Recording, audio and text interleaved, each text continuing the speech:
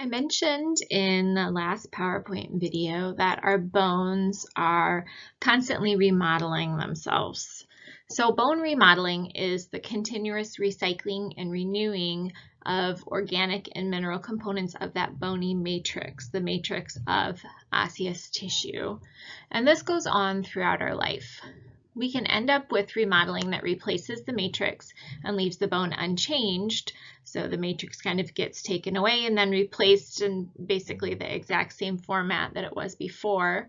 Or we can get changes in the bone shape, internal architecture, or mineral content of our bone during this recycling process. Old mineral deposits in the matrix are removed and released into circulation at the same time as circulating minerals in our bloodstream are absorbed and deposited within the bone matrix.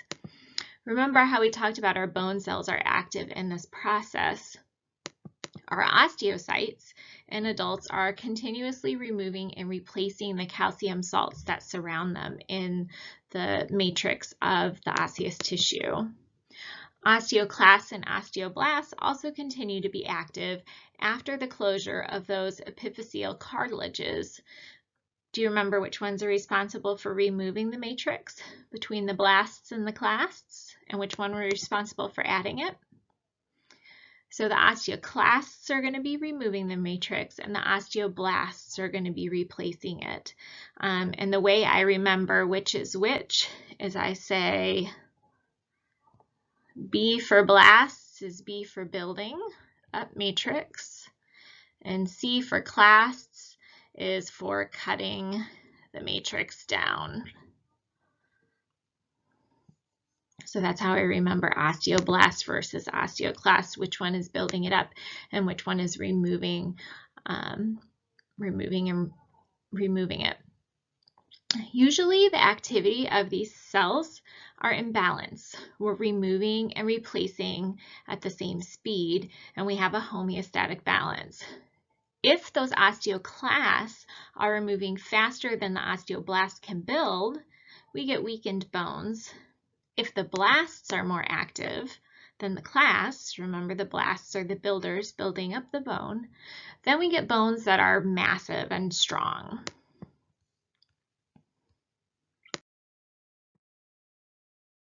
So the remodeling of our bones can be affected by a lot of different things. It can be affected by exercise, by hormones, and by nutrition. That recycling of minerals in our bone that we just discussed allows our bones to adapt to stresses. And bones which are more heavily stressed, for example, if you were like a professional weightlifter doing heavy weightlifting, become thicker and stronger. The theory behind this, they don't know for certain, but the theory behind this is that our osteoblasts, those builders, are sensitive to electrical events. And when a bone is stressed, the mineral crystals within the matrix generate a tiny electric field. And osteoblasts are attracted to that field. And once they're recruited to the area, they produce more bone because they're the builders. They actually, in medicine, have seen some success in using small electric fields to stimulate bone healing, so that it does have a medical application. We also see the shape of bones as a reflection of the forces that are applied to them. Our bony prominences and ridges that are sites where tendons may attach can enlarge to withstand increased forces when they are stressed. So someone who's a professional bodybuilder, where those tendons attach to the bone is where a lot of the stress is going to be being applied to the bone. And so those prominences and ridges where those attachments occur, and someone who does that activity consistently are going to be enlarged. And so if you were something like a forensic pathologist and you found the skeleton of someone, you can glean some information about maybe their activity level or lifestyle from the appearance of the bones and those bone markings.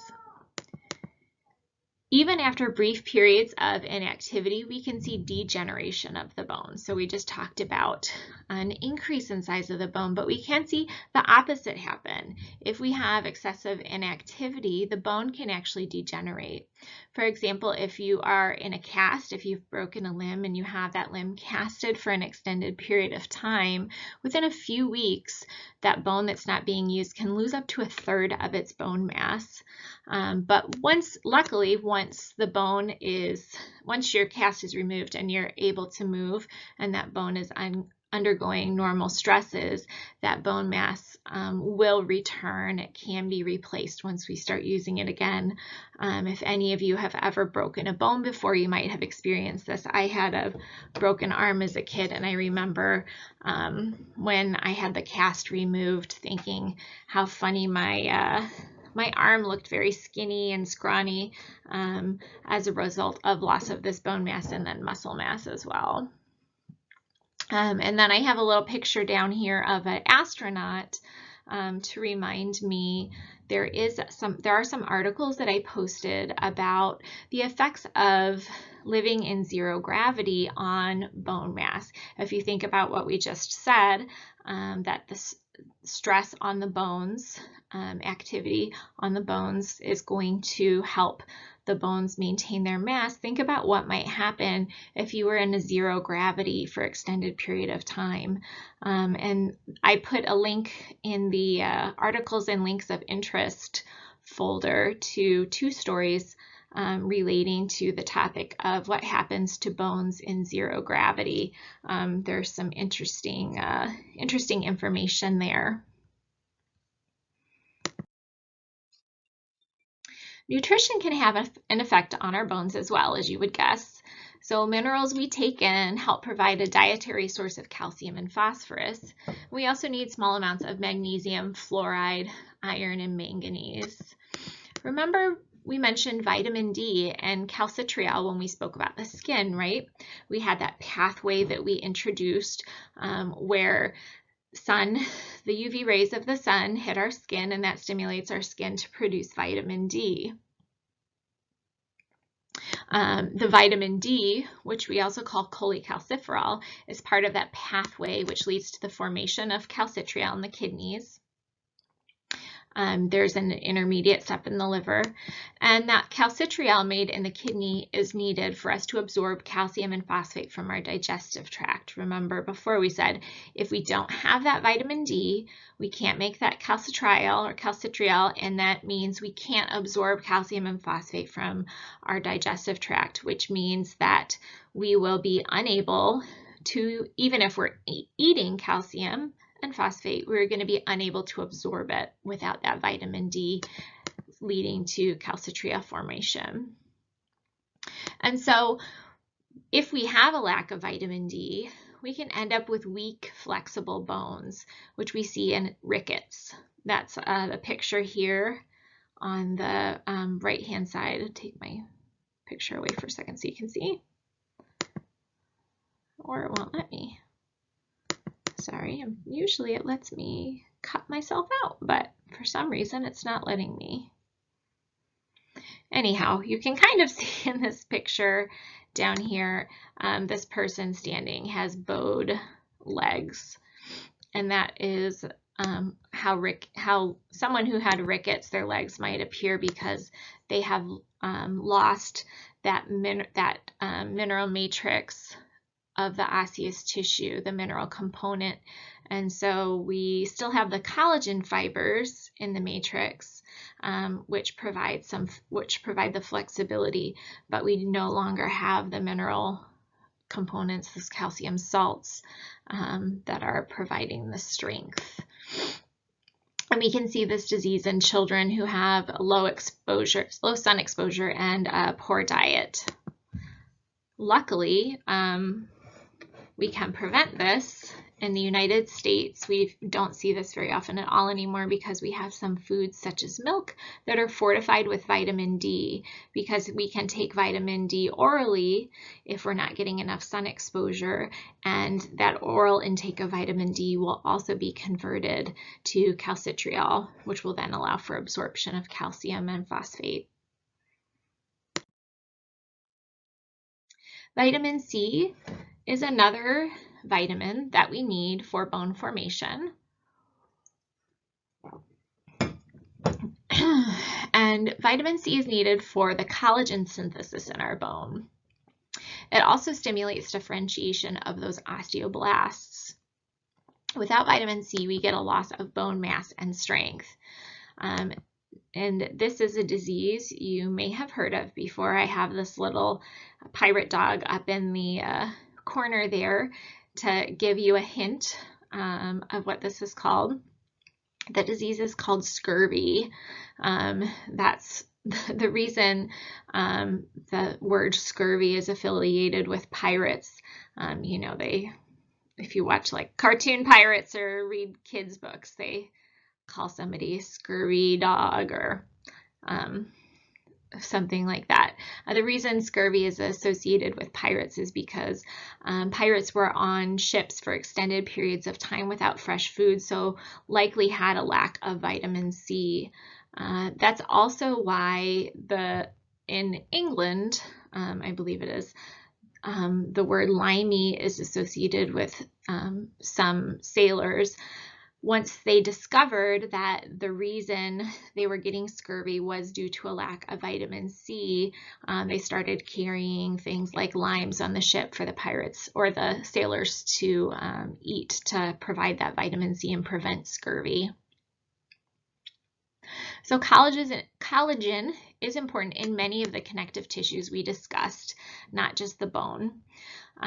We won't get the normal formation of osteoid matrix if we don't have that collagen, and we get an increased resorption of the bone.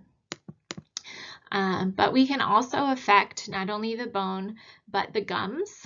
A lot of people with scurvy end up losing their teeth. It can affect the blood vessels. We get bleeding under the skin and poor wound healing. Remember, collagen was one of the fibers in the matrix of many of our connective tissues. That was one of the 3 fiber types that's found in many of the connective tissues. So we can see problems all throughout the body with vitamin C deficiency affecting collagen formation. Other vitamins, vitamin A stimulates osteoblast activity as well, and vitamins K and B12 help synthesize some of the bone proteins.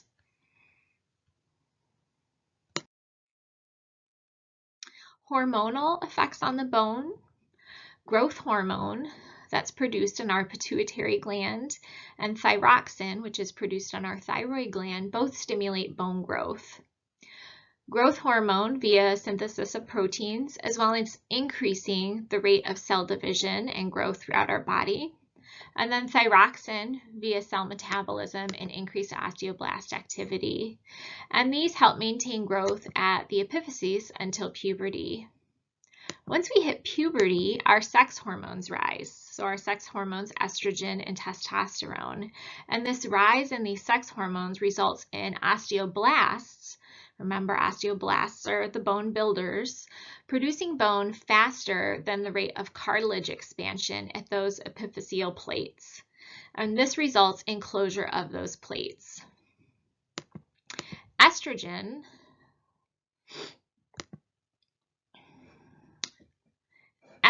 causes a faster epiphyseal closure than testosterone. So that is one reason that women are often shorter than men, because once they hit puberty, they're going to stop growing faster than men will, because that estrogen has an effect, a more rapid effect on closure of those epiphyseal plates.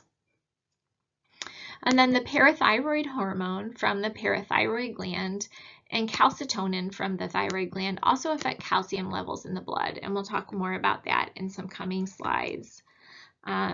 Just to go back to those sex hormones, I'm just going to draw a little picture here to remind you about the epiphyseal plate.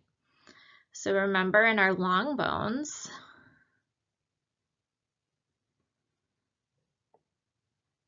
think about what is it the term? This is just kind of a review. What's the term for length, growth in length in the long bones? That's interstitial growth, right? And that happens because we have this growth plate here, which is made up of hyaline cartilage. Now remember, as we're growing at this growth plate, we have cartilage being deposited towards the epiphysis at the same rate that bone is being deposited on the diaphyseal side. And if the rate of those two formations, if the rate of the cartilage is the same as the rate of bone deposition, then this bone keeps on growing, right? If, however, that osteoblast activity increases and that bone keeps forming faster than the cartilage, then that epiphyseal plate eventually disappears and we end up with the epiphyseal line, right? Where that plate of cartilage used to be. And once that cartilage is no longer there in the epiphyseal plate, once that line has formed, there's no more opportunity for growth and length. So once we start to hit puberty and those sex hormones, estrogen and testosterone, are stimulating those osteoblasts, depositing bone matrix on the diaphyseal side of the epiphyseal plate, then we start to move towards closure of that plate and formation of the epiphyseal line, which means no more growth and length. So because estrogen has a higher effect on those osteoblasts than testosterone, in women that plate is going to close earlier.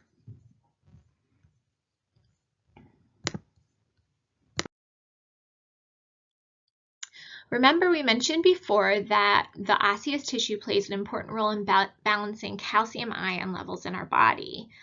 It acts as a mineral reserve that can help keep the levels of calcium in our fluids in our body at an ideal level by either releasing calcium into the bloodstream or taking calcium out of the bloodstream and depositing it into the bone. Calcium is important in many processes of our body, and 99% of calcium is stored in our skeleton. So our skeleton plays a major role in the homeostatic maintenance of normal blood calcium ion concentrations.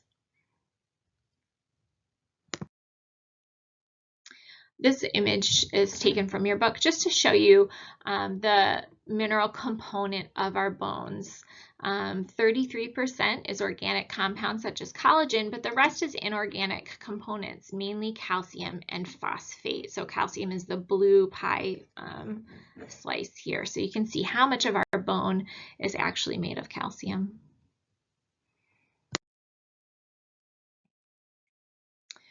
So calcium ions in the blood are important for their effects on a variety of tissues, including cardiac, muscle, and neurons, and small variations in calcium levels can cause major issues. A 30% increase of calcium levels in the blood can result in neurons and muscle cells becoming unresponsive. In contrast, a 35% decrease in calcium in blood we can end up getting convulsions due to excitation of neurons. A 50% reduction can result in death. So it's very important that we maintain this calcium ion homeostasis. Normally, we don't vary more than 10% in our normal baseline value of calcium in the blood. We have two hormones that have opposing effects that help maintain these calcium levels. They're the parathyroid hormone and calcitonin. And there are three target sites where these hormones are going to act. They're going to act at the bones where the calcium is being stored, the digestive tract where calcium is being absorbed, and the kidneys where calcium is being excreted into the urine. Parathyroid hormone, or PTH, is excreted by the parathyroid glands in the neck. You can see them in this image on the left-hand side. They're the tiny little purple dots represented by the tiny little purple dots. So when calcium levels in our blood fall below normal, this is called hypocalcemia, parathyroid hormone is released into the bloodstream. And this acts by indirectly stimulating our osteoclast activity. Remember, osteoclasts are the cells that are cutting the bone up. So they're going to, the osteoclast activity is going to increase, which is going to promote bone resorption, meaning releasing that calcium from that bony matrix into the bloodstream. Remember, if we have hypocalcemia, we have low calcium, so we want to get more calcium into the blood. So we're releasing it from the bones via those osteoclast activity. The parathyroid hormone is also going to act in our intestinal tract by increasing the amount of calcium ions that are absorbed across our intestines. And they do this by enhancing the amount of calcitriol that's secreted by our kidneys. Remember from that discussion about vitamin D that calcitriol is made in the kidneys and helps us absorb calcium and phosphorus from the intestines. Calcitriol is always present, but the parathyroid hormone controls its effects on the intestinal epithelium.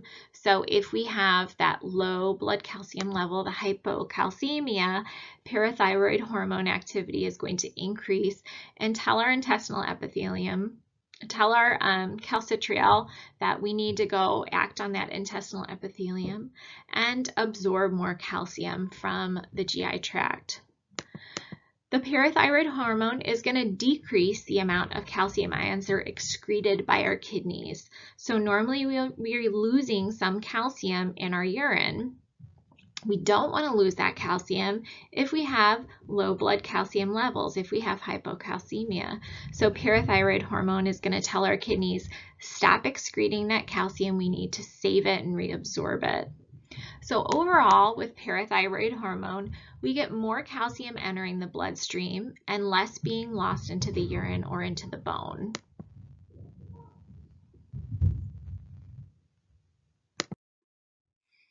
And this is just a little flow chart from your textbook about what I just talked about. So we have, if we have low calcium ion levels in the blood, and that's called hypocalcemia, then that parathyroid gland is going to respond and release parathyroid hormone, or PTH. The three areas in the body that we're going to focus on the effects are bone, the intestines, and the kidney. In the bone, if we have hypocalcemia, low calcium, we want to get more calcium into our blood. So we want to release it from our bone, which means our osteoclasts, our bone cutters, are going to increase their activity, which is going to release those calcium ions that are stored into the bone. That calcium is going to be released, and then it's going to help the calcium levels in the blood rise. In our intestines, we're going to have an increase in the absorption of calcium, and that's going to cause the calcium levels in the blood to increase as well. And then in our kidneys, we're going to have calcium being conserved. We're not going to be excreting it in our urine as much anymore, so we can reabsorb it there in the kidney instead of excreting it and peeing it out.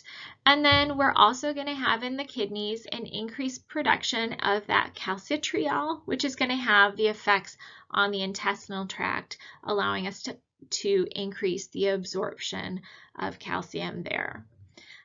So all of those are effects of parathyroid hormone, which is released in response to hypocalcemia, low blood calcium levels. This is definitely a question that will be on your exam, an essay question. So these pathways are important for you to learn. And sometimes I find it helpful if you're faced with the question of what's going to happen if you have low or high blood sugar, to think about okay, we have low blood sugar. So what is my end, or blood calcium? So what is my end goal going to be? If I have low hypo, my end goal is to increase the calcium in the blood. And then look at each site and think, what would I need to do here if I wanted to increase how much calcium is in our blood? If I look at my bone, I want to release the calcium from the bone. If I look at my intestines, I want to increase absorption to get calcium into the blood. And if I look at my kidneys, I want to decrease loss there. So I'm going to decrease the amount of calcium excreted. So on the other end of the spectrum, if our calcium levels in our blood are too high, we have what's called hypercalcemia, and that triggers calcitonin. Calcitonin is secreted by C cells in our thyroid gland, and when those blood calcium levels get too high, the calcitonin acts on the same areas that the parathyroid hormone acted on. So in our bone, we decrease that osteoclast activity, so we are no longer resorbing that bony matrix and releasing calcium into the blood. We don't want to be releasing that calcium out of our bony matrix. We don't want more calcium in the bloodstream. So that osteoclast activity decreases. This calcitonin does not have an effect on our osteoblasts. We don't end up depositing more calcium into the bone, but we do have a decrease in the osteoclast activity. Calcitonin is going to increase the excretion of calcium in our kidneys. So we're losing calcium in our urine. Remember, in our other pathway, when we had low calcium, we didn't want to lose the calcium in our urine. We wanted to keep it because our calcium was too low in our blood. Now our calcium is too high, so we do want to pee it out. So we're going to increase excretion of calcium by our kidneys. And we also are going to reduce the secretion of calcitriol from our kidneys. Remember, calcitriol is going to have the effect on our intestinal tract of increasing calcium absorption. We don't want to increase calcium absorption now. We've got too much calcium. So our calcitriol secretion is going to decrease because we don't want to have that effect on the intestinal tract. And so as a result of this, we get a decreased absorption of calcium from the intestinal tract. So all of these help work towards bringing the blood calcium level lower.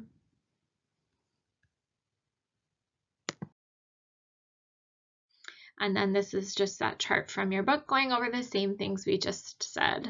So if we have high calcium levels, that's hypercalcemia. The thyroid gland is going to produce calcitonin.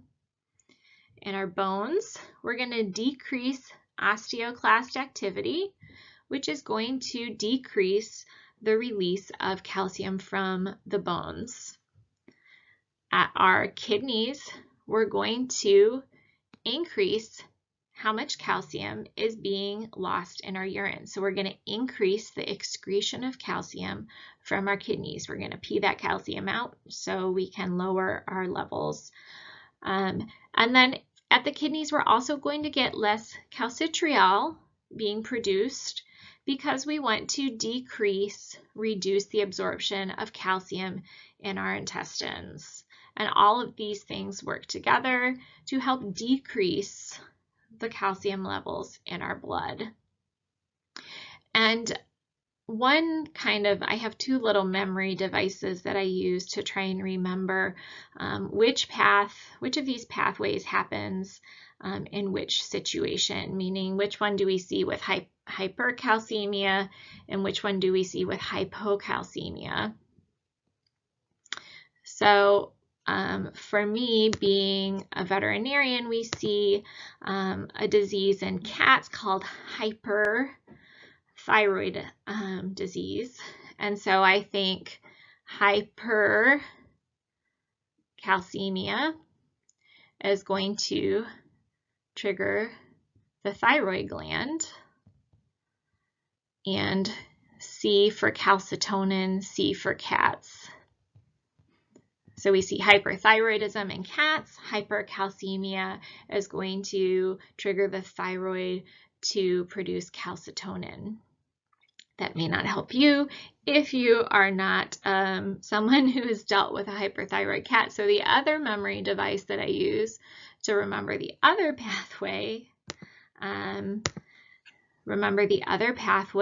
we had hypocalcemia triggered the parathyroid gland to produce parathyroid hormone.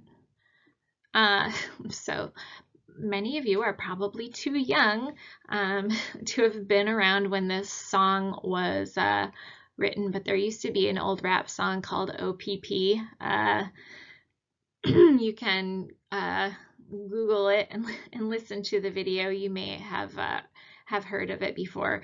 It is probably not suitable material for little kids, but I do use that song to remember this pathway because we've got hypocalcemia, O, P, parathyroid, and PTH.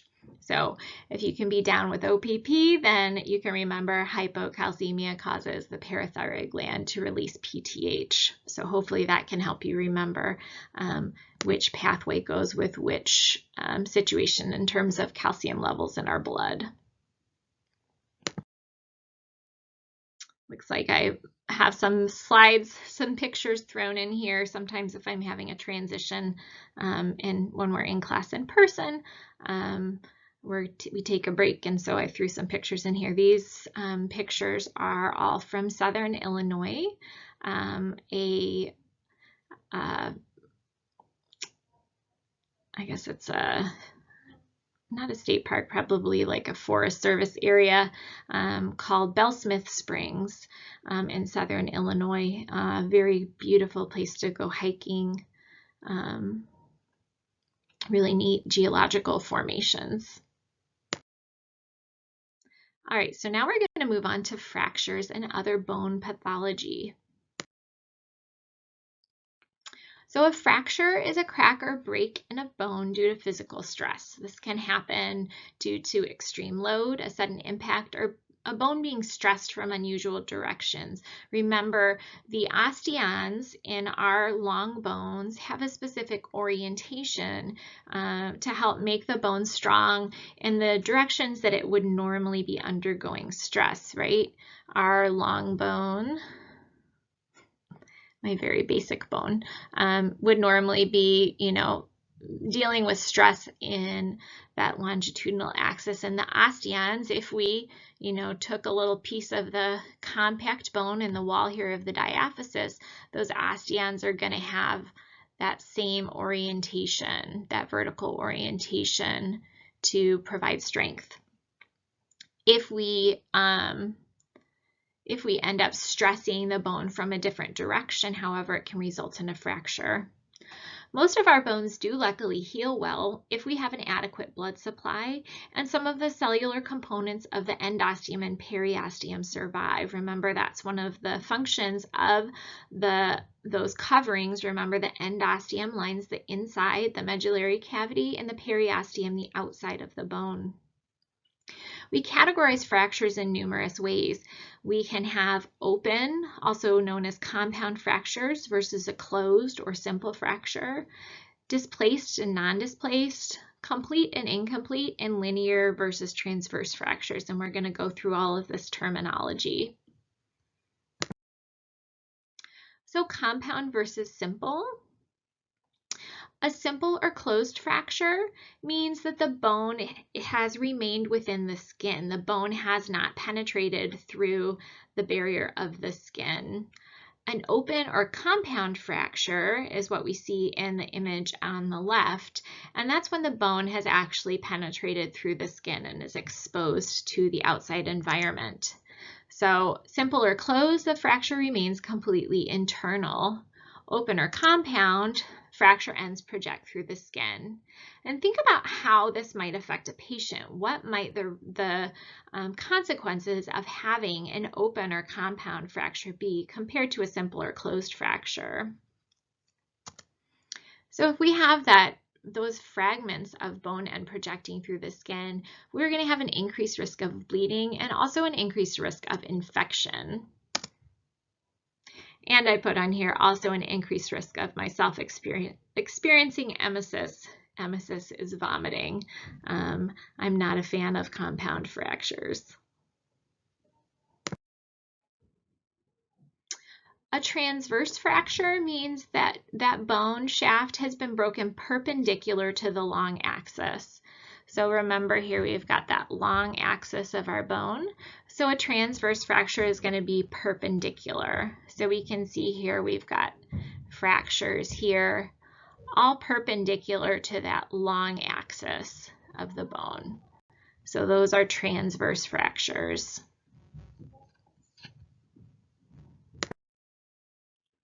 A linear fracture is a fracture along that long axis of the bone. So our long axis of our bone is going this direction. And our fracture is also going in this direction. So it's parallel with that long axis of the bone. And this is less common than a transverse fracture, as I said in the previous slides, because of the orientation of the osteons. Remember, those osteons are oriented along that linear axis of the bone to provide increased strength. Remember back to the last video that you watched, I did that little demonstration where I took a straw and I held the straw up and pushed it. I'm going to use a pen here because I don't have a straw, but if you push the straw in this direction, applying that force along that, so the stresses are being applied along that long axis, it's very difficult to cause the straw to bend. But if we tried to bend it, again, perpendicular to that long axis, the straw bent really easily. So I hope you remember that.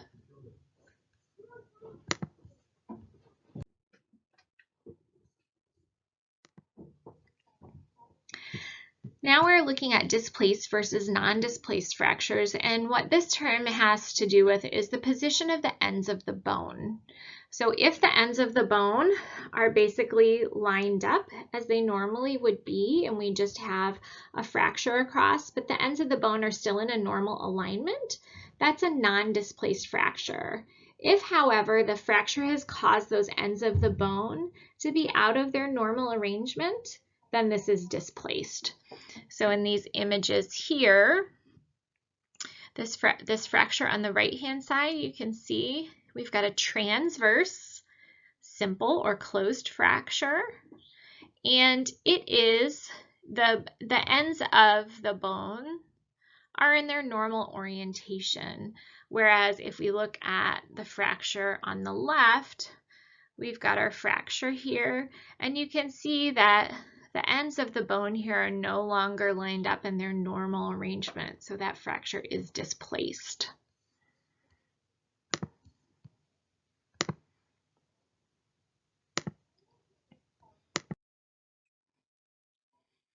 Some other specific types of fracture, we can have what's called compression fracture. And compression fractures, where we usually see these, are in vertebrae. And it happens when they're subject to extreme stress. For example, if you fell and landed really hard on your bottom, it could cause an extreme stress on those vertebrae and can result in a fracture. We can also see this with osteoporosis, and we'll talk more about osteoporosis later on, but it can lead to weakening of the bones and predisposing them to fractures. So compression fractures can be a result, unfortunately, as we age, if we are experiencing osteoporosis or loss of some of that bone density. A spiral fracture is a fracture that results from a twisting strength along the length of the bone. And we usually end up with these two very kind of sharp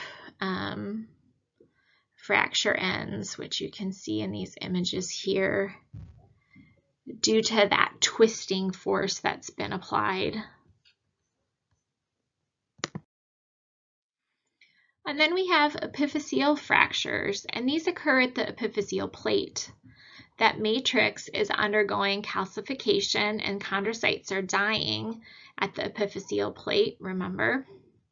So if we get a fracture here, it can have some detrimental effects depending on where the fracture results. A transverse fracture can heal well, but if this fracture is not transverse, if it's more of a linear fracture and it's not managed properly, we can end up with growth stopping at the site, and that can affect the length of the bone. Sometimes we can also, if the fracture is linear and affects one side of the epiphyseal plate and not the other, we can end up with the bone continuing to grow on one side of the plate and stopping on the other side. And so the bone can end up having an abnormal shape because of this change in growth.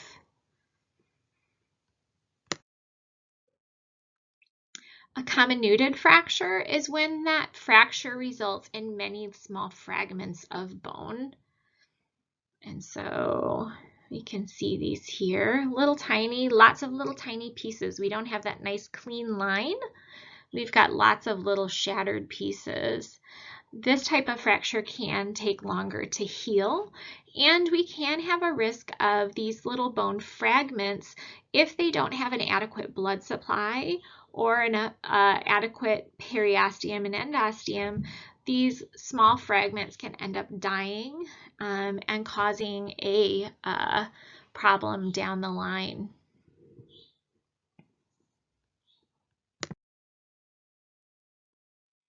A green stick fracture is a fracture that's commonly seen in children. And with this type of fracture, one side of the shaft of the bone is broken, and the other side may just be bent. And this happens in children when their bones are not fully ossified. They're a little bit more flexible. And so if we have an abnormal stress, we might not end up with a complete fracture throughout the entire diaphysis. We might just get this little green stick fracture where there's just a little part of the bone that is bent. You can really see that here in these pictures, where you can see that a little part, we have a fracture on one side of the diaphysis but not the other.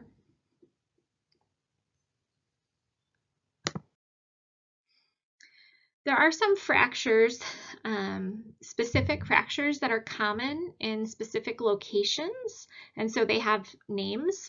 A Colles fracture is a fracture of the distal radius. You can see it right here in these images. So the distal radius can get fractured in this kind of very consistent location.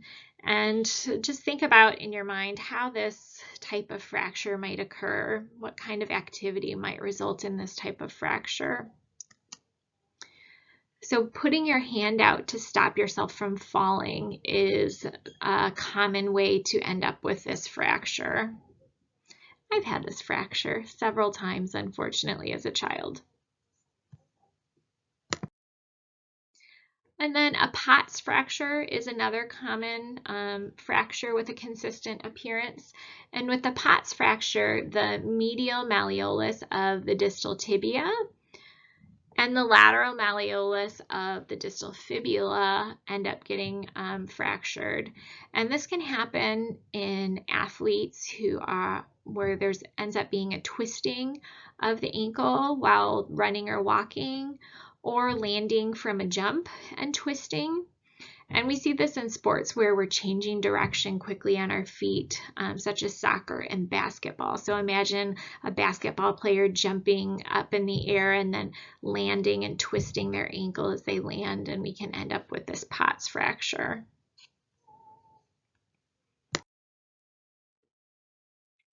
So lots of different types of fractures. Luckily, as we said before, fractures are normally pretty good at healing. And fracture repair occurs in 4 steps. We have fracture hematoma formation, then the formation of a callus, then formation of spongy bone, and finally formation of compact bone. We're going to go through all of these, and this is sometimes an essay question on your exam as well. So when we have a fracture, we end up with extensive bleeding in the area. So why would extensive bleeding happen? Think about the vascular supply to our bones. Remember, we have an extensive vascular supply here. So we get a fracture, we end up with excessive bleeding. And after the bleeding starts, we end up with a blood clot in the area. And that blood clot is called a fracture hematoma. And this hematoma helps close off the injured vessels so they don't continue to bleed. We don't want them to bleed forever. And it makes a fibrous meshwork in the damaged area. Think back to how we talked about integument healing, and when we had after we had a blood vessel formation, we had things like collagen fibers coming in and making a meshwork to kind of provide a framework for healing. That disruption of the blood flow to the area will cause death of some of the bone cells, the tiny little fragments, and the ends of the fracture. So those mature bone cells in the area, remember what those mature bone cells are called? Osteocytes. And we end up with dead bone around the fracture site. Our second step of bone healing is called callus formation, and it usually begins within a few days of injury. The cells of our intact periosteum and endosteum, remember periosteum is that covering on the outside of the bone, and endosteum is found in the medullary cavity of the long bones, lining that compact bone, and then also covering spongy bone. So the cells in that periosteum and endosteum are going to undergo rapid division, and the daughter cells that are created there are going to migrate to the fracture zone, and we're going to form 2 calluses. We're going to have a spongy bone callus that forms on the inner edges of the fracture. And so let me just get my highlighter here. So our fracture edges are here. So here's our fracture. I'm highlighting it in green, the edges of the fracture. So we're going to get a spongy bone callus forming here on the inside edge of that fracture. And that spongy bone is then going to be kind of uniting these 2 edges of the fracture, kind of forming a bridge. And then in addition to that internal spongy bone callus, we're also going to get an external cartilaginous callus, and that's also going to help stabilize that break. And in that image, that blue in here, this is the cartilaginous callus.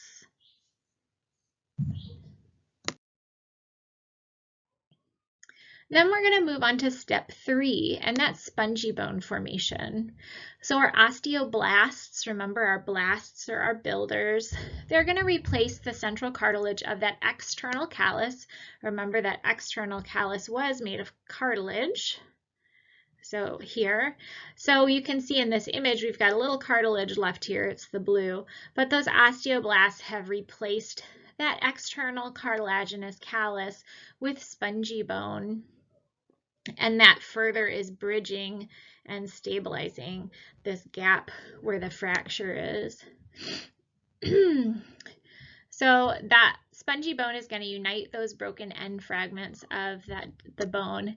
And the bone that's closest to the break, where those osteocytes had died, the ends of the fracture, that bone is going to be resorbed and replaced with healthy live bone.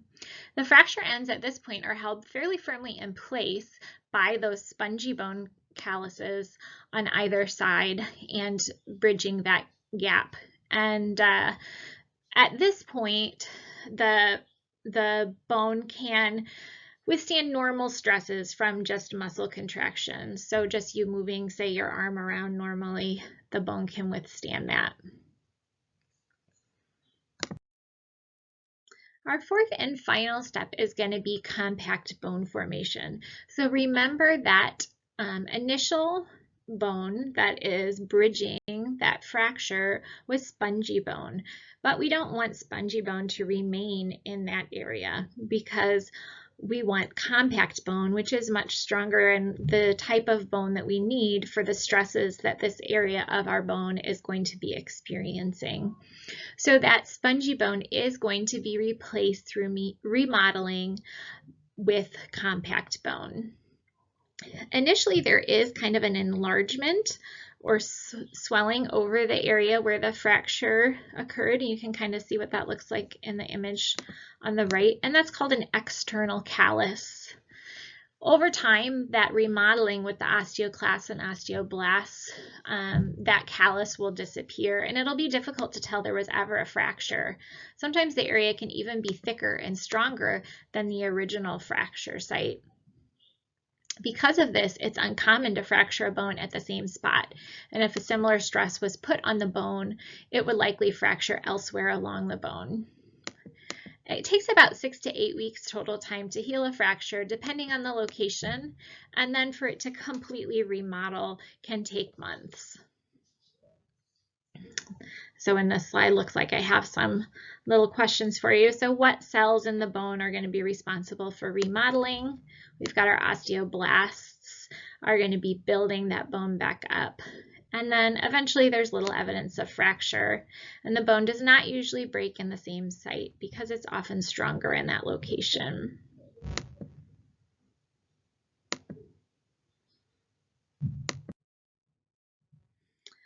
And here is our slide that we often see with the at the end of the chapters. I have my song here for you. Let's see. What a drag it is getting old. That's my Rolling Stones. What a drag it is getting old. So as we age, as with all of the tissues in our body, we do have some changes. One of the many changes in our body includes a reduction in bone mass. This is called osteopenia, and it is basically an inadequate ossification of our bone. It begins actually between ages 30 and 40 and affects women more than men. Women lose about 8% of their bone mass per decade, while men only lose about 3%. The areas that are most commonly affected include our epiphyses and our long bones, our vertebra, and our jaw.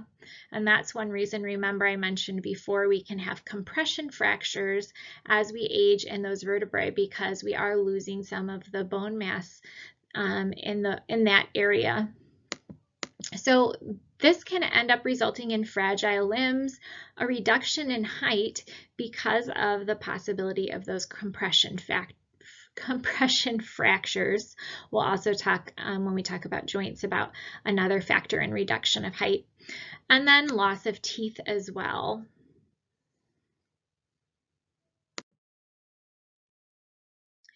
Osteoporosis is when that osteopenia, or loss of bone mass, becomes severe enough to compromise normal function. So osteopenia is a loss of bone mass, but in general, the bone can still function normally on a day-to-day basis. But osteoporosis is basically a more severe form of that loss of bone mass where normal function is definitely compromised. And with osteoporosis, we get brittle, fragile bones that break under stresses that healthy bones can withstand. For example, if you had a patient with severe osteoporosis, if they just stood up from their chair, the force of their muscle pulling on the bone can actually fracture a hip. And then this causes a decreased mobility, which further weakens the bones. Remember, we said for bones to maintain their mass, for that remodeling to be maintained, we do need normal stresses of movement to be applied to the bone. So if an individual, unfortunately with osteoporosis, did break a hip and then their mobility is further decreased, that's further going to weaken the bone. So it becomes this vicious cycle, unfortunately. Osteoporosis occurs in 29% of women and 18% of men as we age. And the sex hormones we discussed before are linked to maintaining normal bone deposition rates. Remember, we talked about estrogen and testosterone's effects on the bone previously.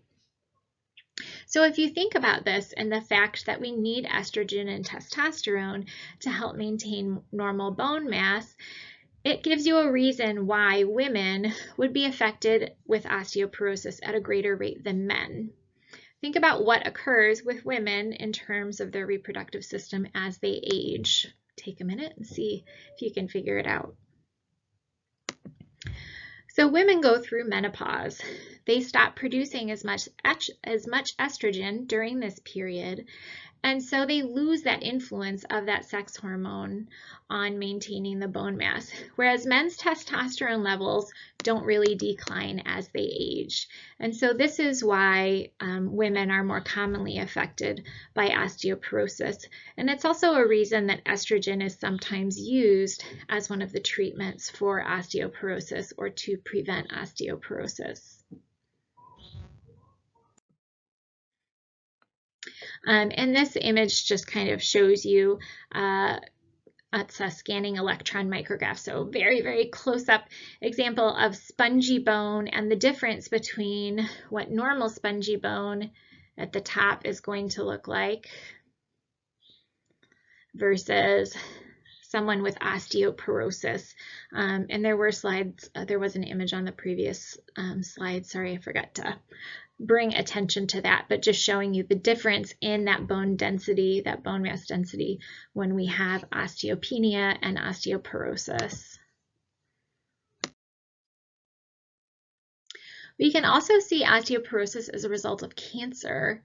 We can get an osteoclast activating factor affecting the bones. So think about, remember, osteoclasts. Those are our bone cells that are cutting the bone out, cutting that calcified matrix out. So if we have an increased activity of those osteoclasts, we're resorbing our bony matrix. And we can see this with bone marrow cancers, some breast cancers, and other cancers as well. And this can produce a severe osteoporosis. So if you saw this patient, think about how they might present to you as a patient. You might find somebody who has all of a sudden developed an unusual fracture from an instance that normally wouldn't cause a fracture in a healthy individual. I actually had a friend in high school who, after we graduated, ended up unfortunately with cancer, form of leukemia, but the way that they discovered that he had cancer was that he dove into a swimming pool, which he had done many times before. He was a lifeguard and a swimmer, and he broke his shoulder just from diving into the pool, which normally none of us would have a problem with. Unfortunately, the cancer he had this osteoclast activating factor, and so his osteoclasts had been reducing his bony matrix, and just that action of jumping into the pool caused his shoulder to fracture, and that's how they discovered that he had this cancer.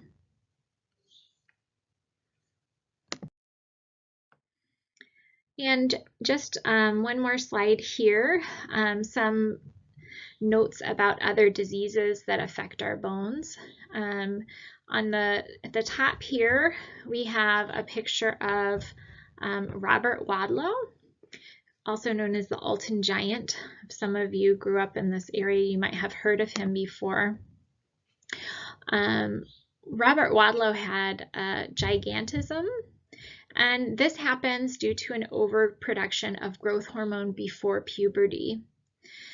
So that growth hormone is stimulating those long bones to grow faster than in a normal individual. If that overproduction continues past the growth plate closure, remember, once we hit puberty, because of those sex hormones stimulating the osteoblast activity. Those growth plates, those epiphyseal plates, start to close.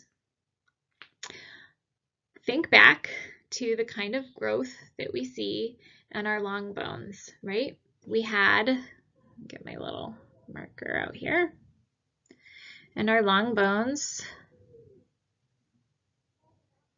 we had our growth plates here. A growth in length is called interstitial growth, and that stops once these growth plates close at puberty. But we also had a growth in width, right? That was called appositional growth. And that can continue past puberty because it doesn't involve growth plates. And so with this condition, if you continue to get an overproduction of growth hormone after those growth plates have closed, you can end up with what's called acromegaly. And with acromegaly, the bones can thicken, but they don't lengthen.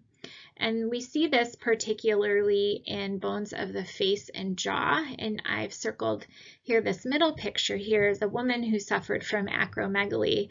And these are all pictures of the same woman. But as she ages, that appositional bone growth has continued, and you can see that her facial features have changed as those the bones of her face and jaw have thickened in size. Another disease, pituitary growth failure, is kind of on the opposite end of the spectrum. With pituitary growth failure, we're not producing adequate growth hormone. And so we end up getting a decreased activity at the epiphyseal cartilage, and this results in shortened bones. So remember that activity at the epiphyseal cartilage, at the epiphyseal plate, is causing the bones to lengthen that interstitial growth. So we get a shortening because we're not getting that interstitial growth. Luckily in the United States, this is now rare because we do have a synthetic human growth hormone that we can give children who we know have this condition. And so with this synthetic growth hormone, they are able to have bones grow to a normal length. Another condition that we mentioned previously when we talked about tissues is Marfan syndrome. And this individual on the bottom has Marfan syndrome. Marfan syndrome causes excessive cartilage formation at the epiphyseal cartilage. So we end up getting these very long, slender limbs because we're getting excessive cartilage being produced at that plate. So it's causing lengthening of the bones.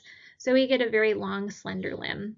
But unfortunately, the connective tissue elsewhere can be affected, which we mentioned in the previous unit, and we can have, unfortunately, cardiac effects as well, which can be detrimental.